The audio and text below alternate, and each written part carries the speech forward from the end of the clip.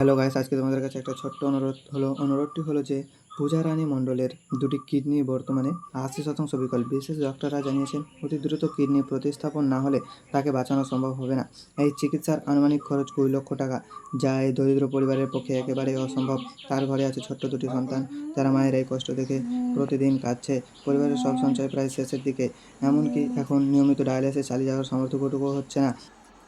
তো তাড়াতাড়ি কিডনিটা or change করার বন্দোবস্ত, না হলে ডায়ালিসিস দিতে। আমাদের তো ডায়ালিসিস দেওয়ারটুকুও এখন সমর্থ নাই। দেখুন আমরা কি করব, ওইটার জন্যই আমরা এখন সব ভাই বন্ধু দাদা ভাইদের কাছে জোড়হাত করে অনুরোধ করছি যেন একটু হেল্প করে ভালো হয়। কত টাকার প্রয়োজন? চিকিৎসার জন্য ডাক্তারবাবু বলেছে প্রায় 20 লক্ষ টাকার প্রয়োজন। তো গাইস, আপনাদের সামান্য আর্থিক সহায়তায় ফিরিয়ে দিতে পারে একটি মায়ের জীবন, আর বাঁচিয়ে দিতে পারে একটি পরিবার ও দুটি শিশুর ভবিষ্যৎ।